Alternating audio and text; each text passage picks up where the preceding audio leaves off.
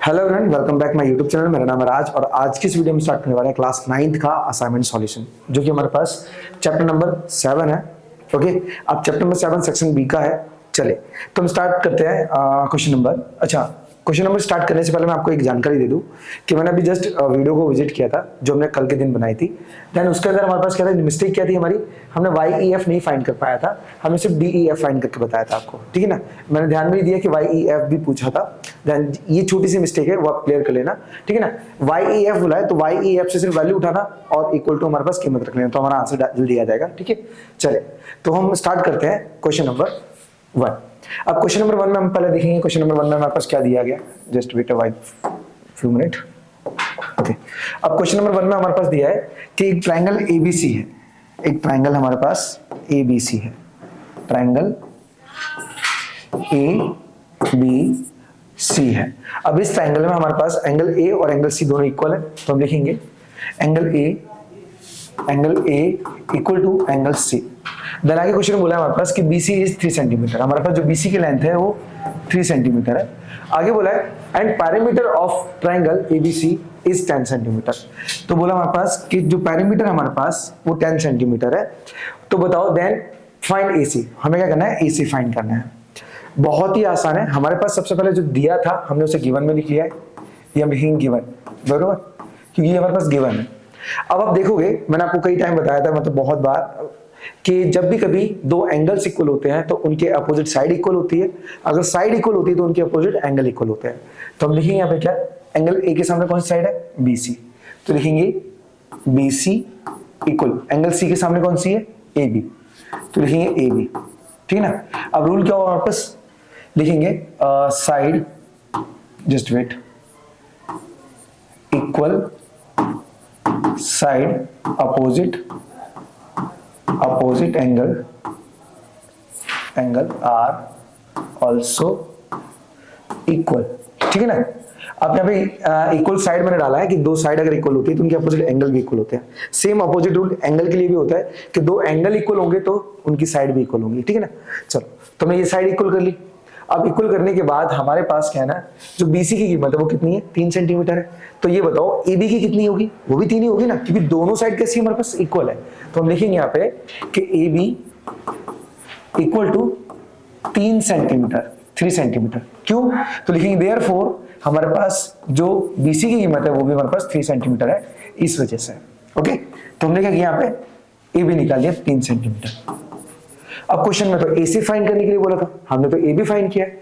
तो अभी हमारे पास एक छोटी सी वैल्यू निकालनी बाकी है, वो हम आसानी से निकाल सकते हैं। ठीक है ना। हम लिखेंगे parameter of triangle, parameter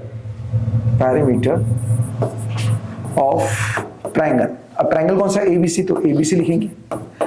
parameter का रूल होता है हमारे पास कि सम ऑफ ऑल साइड्स, मतलब बोल सकते हो हमारे पास यहाँ 3 साइड है तो उसे हम सम ऑफ 3 साइड भी बोल सकते हैं। ठीक है ना। तो तीनों साइड्स का हम क्या करेंगे, सम निकालेंगे। तो लिखेंगे AB plus BC plus AC। अब पैरामीटर क्या दिया था हमारे पास, तो पैरामीटर यहाँ पे लिखा है, मेंशन किया है 10 सेंटीमीटर। तो हम लिखेंगे यहाँ पे 10 सेंटीमीटर इक्वल टू AB की वैल्यू कितनी है, 3 सेंटीमीटर, प्लस BC की कितनी है, 3 सेंटीमीटर, प्लस AC की, ये तो फाइंड ही करनी है हमें। तो लिखेंगे 10 सेंटीमीटर इक्वल टू, ये 3 और 3 6 हो जाएगा, 6 सेंटीमीटर प्लस का AC। अब 6 आगे आ जाएगा तो हमारे पास क्या होगा, 10 सेंटीमीटर माइनस का 6 हो जाएगा, 6 centimetre and equal to AC। अब जो AC की वैल्यू बचेगी ना हमारे पास, वो बचेगी हमारे पास सीधा 4 सेंटीमीटर, और यही हो जाएगा हमारे पास इस क्वेश्चन का आंसर। ओके, आई होप ये जो चैप्टर है वो आपको क्लियर हो गया होगा किस प्रकार से हमें इसे फाइंड करना है। ठीक है, चलिए सो हम कंटिन्यू करते हैं क्वेश्चन नंबर 2 को।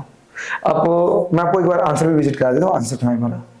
ओके, देखो हमारे पास फर्स्ट आंसर 4 सेंटीमीटर है। ओके, चलिए तो सेकंड की हम बात कर लेते हैं। जस्ट वेट, आगे चलेंगे हम। ओके, मैं सरफ कर लेता हूँ, मैं साइड में हो जाता हूँ बिकॉज आप नोट कर पाओ अच्छी तरीके से। चलिए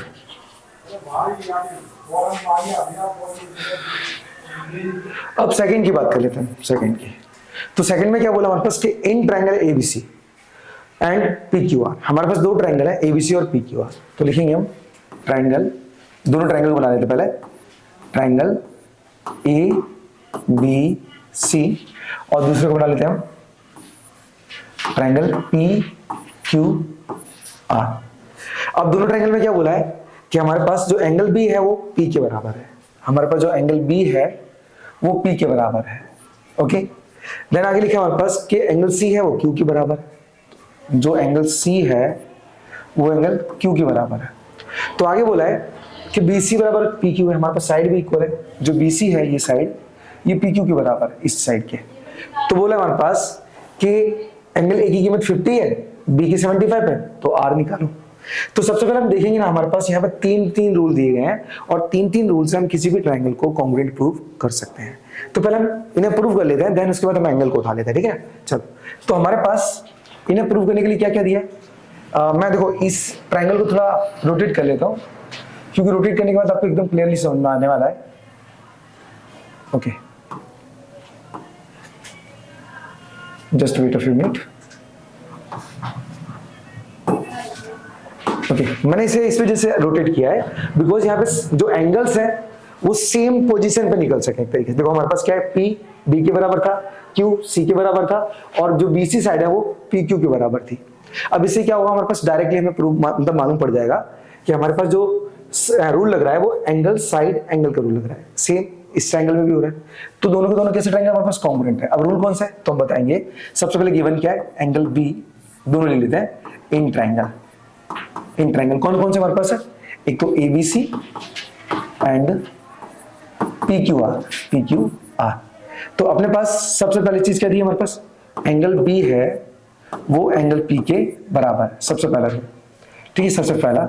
सेकंड की बात करें हमारे पास तो बीसी पी क्यू के बराबर है, बीसी पी क्यू के बराबर है, ये सेकंड रूल। तीसरा, जो एंगल सी है वो क्यू के बराबर है, तो एंगल सी बराबर है एंगल क्यू के, ये तीसरा। अब ये तीनों के तीनों कैसे दी थी हमारे पास, गिवन, क्योंकि हमारे पास क्वेश्चन में ही दी है ये सब। ओके, ये तो क्वेश्चन में दी है, तो हम क्या करेंगे यहाँ पे इन्हें डायरेक्टली बता सकते हैं कि side sorry angle side angle से ये कॉन्ग्रुएंट है। तो लिखेंगे जो ट्रायंगल है एबीसी वो कॉन्ग्रुएंट बनेगा ट्रायंगल पीक्यूआर का, किस रूल से लिखेंगे, congruent bye angle side angle rule, ठीक है, एंगल साइड एंगल रूल। अब हमारे पास क्या, हमने जब इसे प्रूव कर लिया तो हमारे पास क्या हुआ, सारी वैल्यू तो इक्वल ही हो जाती है, आपको पता ही है, और हमें आर चाहिए, तो आर किसके बराबर होगा, ए के बराबर होगा। तो हमारे पास बी और सी की कीमत दी गई, देखो हमारे पास क्या लिखा है, रुक जाओ, ए और बी की दी है, ए और बी की।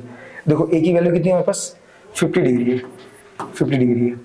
अब देखो हमें यहाँ पे ना और कुछ फाइंड करने की जरूरत ही नहीं है, क्यों, क्योंकि हमारे पास जो एंगल ए है ना वो एंगल आर के वैसे ही इक्वल हो जाएगा, क्यों, बाय सीपीसीटी। मैंने आपको कई टाइम बताया था कि ऑलवेज जब कोई ट्रायंगल या फिर जब दो ट्रायंगल के रूल्स या फिर बोल सकते हो कि उनकी साइड्स और एंगल्स उन तीन नियमों में आ जाते हैं, उन तीन रूल्स के अंदर आ जाते हैं, मतलब बोल सकते हो कि दोनों ट्रायंगल अगर कॉन्ग्रुएंट हो जाते हैं तो उनके सभी भाग आपस में इक्वल हो जाते हैं। तो इसी तरीके से हमने इन दोनों को कॉन्ग्रुएंट प्रूव किया था। तो जो एंगल ए है ना वो किसके बराबर होगा, एंगल आर के, सीधी सी बात है, तुम्हें कुछ फाइंड करने की जरूरत नहीं, क्योंकि एंगल ए पहले से ही हमें दिया गया था 50, तो आर कितना हुआ 50। तो हम यहाँ पे लिखेंगे कि angle are equal to 50 degree, क्यों, तो बता दो हमारे पास कि देयरफॉर एंगल ए की कीमत क्या थी हमारे पास 50 डिग्री, और वो पहले से बराबर थे बाय सीपीसीटी।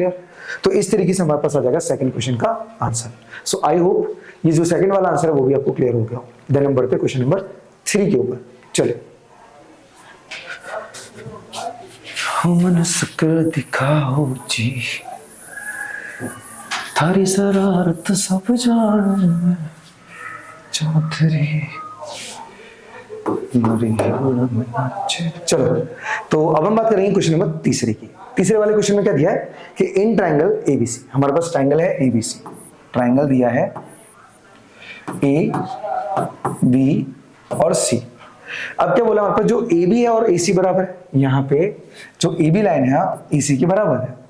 तो क्वेश्चन में बोला कि एंगल ए की कीमत 50 है, एंगल ए की कीमत 50 डिग्री है। देन क्वेश्चन में साफ साफ पूछा है कि बी और सी की वैल्यू फाइंड करो। बहुत आसान है बताना कैसे, पहले समझो। हमारे पास जब भी कोई भी चीज गिवन हो ना, मतलब दी हो ना, तो उसे मैं पहले लिख लेना है। तो लिखेंगे कैसे, यहाँ पे लिखेंगे कि एंगल जस्ट वेट, हमारे पास जो ए बी है वो ए सी के इक्वल है, इक्वल है, मतलब ये क्या हमारे पास गिवन पहले से दिया हुआ है। अब निकाला तो एंगल है ना, तो हमें पहले एंगल बताना पड़ेगा वो इक्वल है या नहीं है।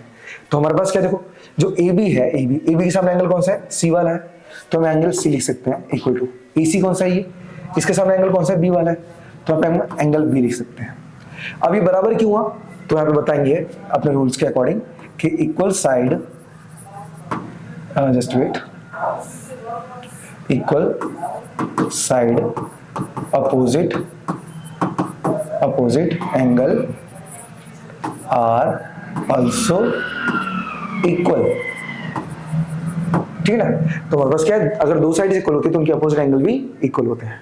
हमने क्या किया, इन दोनों को प्रूव कर लिया, तो हमारे पास क्या हो जाएगा, एंगल बी और एंगल सी बराबर हो जाएंगे। अब क्या करेंगे हम, यहाँ पे इन ट्रायंगल ले लेते हैं एबीसी, इन ट्रायंगल ABC, तो इन ट्रायंगल ABC के अंदर तीनों एंगल्स को हम ऐड कर लेते हैं, बिकॉज उन तीनों का सम 180 होगा। तो लिखेंगे angle A plus angle B plus angle C equal to 180 degree. 180 degree rule लगता है हमारे पास ASP का। ASP का मतलब क्या होता है, एंगल सम प्रॉपर्टी, मतलब क्या है, तीनों एंगल का सम। ओके, अब तीनों एंगल में हमारे पास क्या दिया, A दिया 50 डिग्री, 50 डिग्री। अब क्वेश्चन में बोला कि बी और सी फाइंड करो, तो हम किसी को भी निकाल लेते हैं, हम बी निकाले थे, चलो तो एंगल बी निकालेंगे, तो क्या करेंगे, सी के बदले बी वापस लिख सकते हैं, क्यों, क्योंकि दोनों एंगल्स इक्वल थे हमारे पास। तो हम लिखेंगे प्लस में angle B plus angle B equal to 180 degree. अब इन दोनों का सम कर लेते हैं और 50 उधर जा लेते हैं, तो 2 angle B equal to 180 degree minus का 50 डिग्री, माइनस करेंगे तो 2 angle B equal to 130 degree आ जाएगा। देन 2 से कैंसिल करेंगे तो एंगल बी बराबर 130 डिग्री डिवाइड बाई 2 आ जाएगा। 2 से 2 6 12, 1 इधर, 2 5 10, मतलब वहां पर जो एंगल बी है वो सीधा आएगा 65 डिग्री। अब एंगल बी जब 65 आया तो हमारे पास क्या हुआ, एंगल सी क्या आया, वो भी तो 65 आएगा, क्यों, क्योंकि दोनों के दोनों इक्वल थे, ठीक है ना। तो हम बोल सकते हैं कि कि therefore angle C equal to 65 degree, ठीक है ना, 65 डिग्री। आई होप दोनों आपको मालूम पड़ गया कि किस प्रकार से 65 है, बहुत ही आसान है, जो आपको क्लियर हो गया होगा, ठीक है ना। चले तो निकलते हैं हम सीधा क्वेश्चन नंबर 4 की तरफ। चलो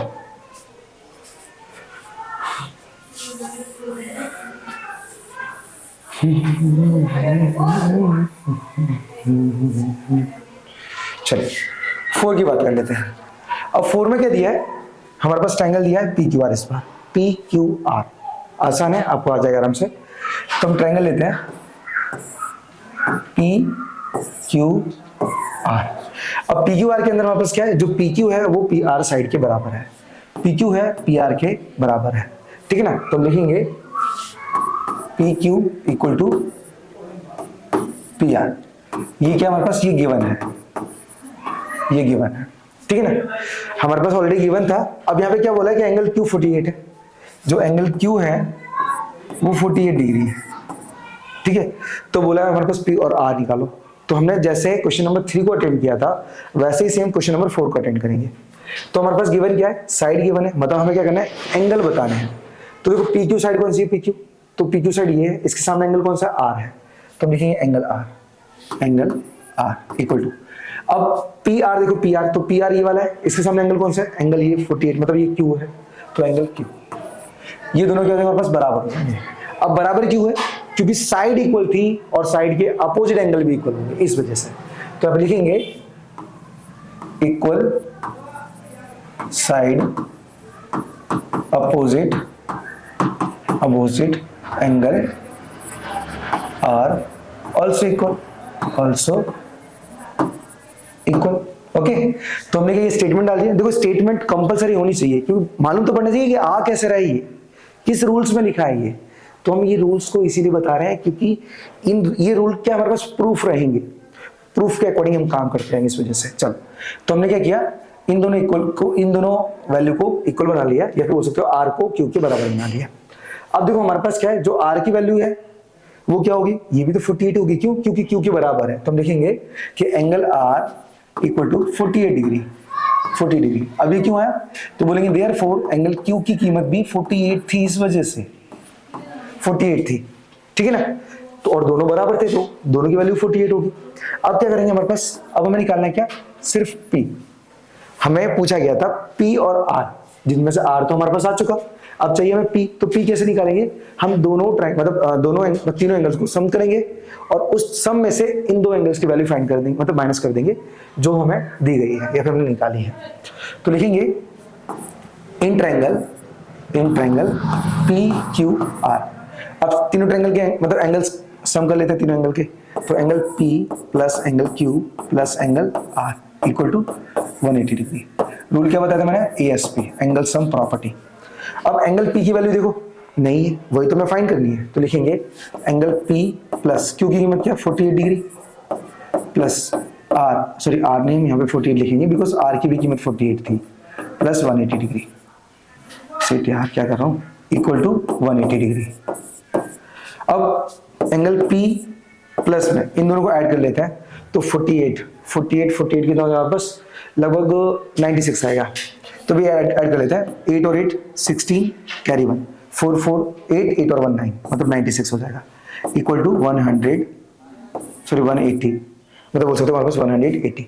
अब 96 से उधर लेके जाएंगे तो जो एंगल P है वो इक्वल टू हो जाएगा हमारे पास 180 डिग्री, देन प्लस उधर जाएगा तो माइनस में हो जाएगी संख्या हमारे पास 96, माइनस करते हैं तो एंगल P इक्वल टू 10 में से 6 गया तो बचेगा 4, 7 में से 9 तो पॉसिबल नहीं है, तो 17 में से 9 कैंसिल करेंगे तो हमारे पास आएगा यहाँ पे 10। ओके, तो एंगल P की कीमत क्या होगी, 104 डिग्री होगी, 104 डिग्री होगी। याद रखना डिग्री को मेंशन करना मत बोलना। तो हमारे पास जो एंगल पूछे हैं कौन से, P और R, तो एंगल P की वैल्यू हमारे पास होगी क्या 104 डिग्री और जो एंगल R है उसकी कीमत होगी 48 डिग्री। Okay 48 degree. देन आपको मैं एक बार चेक करा देता हूँ 104 और 48 कौन सा प्रिंट कर देता हूँ, 84। Just wait a few minute.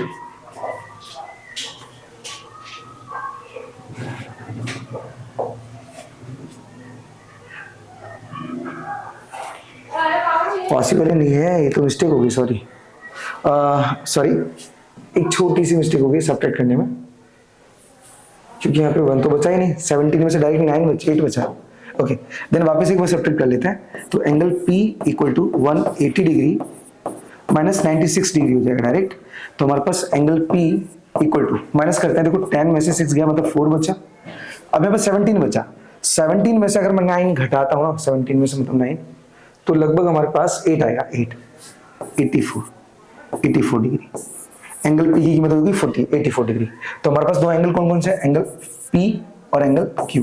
Angle P की कीमत क्या है हमारे पास 84 डिग्री आई है, 84 डिग्री।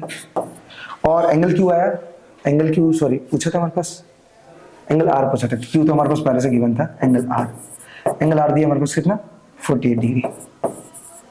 ठीक है, तो ये दोनों हमारे पास होंगे इस क्वेश्चन के आंसर। एंगल Q हमारे पास ऑलरेडी गिवन था, जो कि हमने यहाँ पे सॉरी मेंशन नहीं किया, मेंशन हाँ यहाँ किया तो है, ये एंगल Q हमारे पास 48 था, इसलिए हमने नीचे मेंशन नहीं किया क्योंकि नीचे जो निवान थी हमें वही बतानी खाली। ठीक है, चलिए, सो आई होप ये जो 4 के 4 जो क्वेश्चन है आपको क्लियर तरीके से कंप्लीट हो गया हो। देन बढ़ते हैं हमारे पास क्वेश्चन नंबर 5 की तरफ। ओके, अब क्वेश्चन नंबर 5 में हमारे पास क्या दिया पहले से समझ लेते हैं। क्वेश्चन 5 में हमारे पास सबसे पहले ट्रायंगल दिया है ABC और PQR। चलो, ट्रायंगल ABC और ट्रायंगल दिया हमारे पास PQR, ये R है हमारे पास। ठीक है ना, अब दोनों के दोनों कैसे हमारे पास कॉन्ग्रुएंट ट्रायंगल है।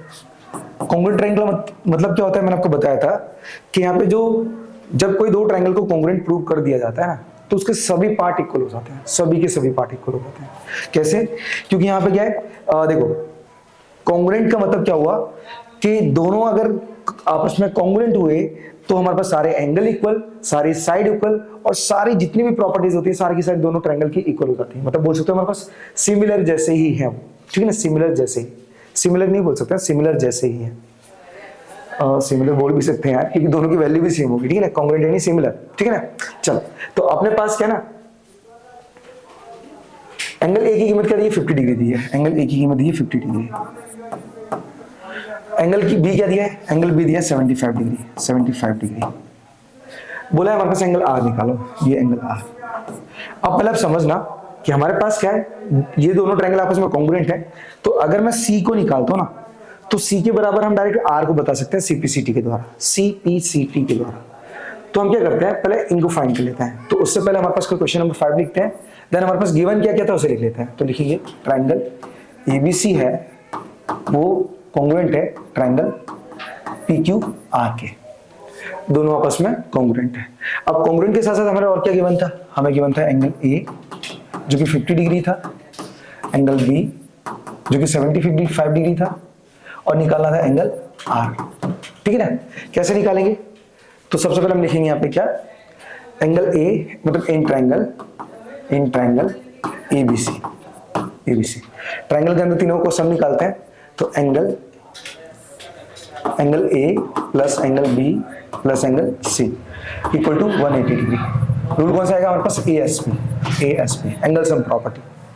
अब यहाँ पे तीनों में से हमारे पास जो वैल्यू दी गई थी हम उसे पुट कर लेते हैं। तो एंगल ए की वैल्यू क्या थी 50 डिग्री, प्लस एंगल बी की वैल्यू क्या थी 75 degree, plus angle C as it is equal to 180 degree. इनको ऐड कर लेते हैं तो लगभग 125 डिग्री हो जाएगा हमारे पास। तो 125 डिग्री इक्वल टू प्लस में सी आएगा इक्वल टू 180 डिग्री।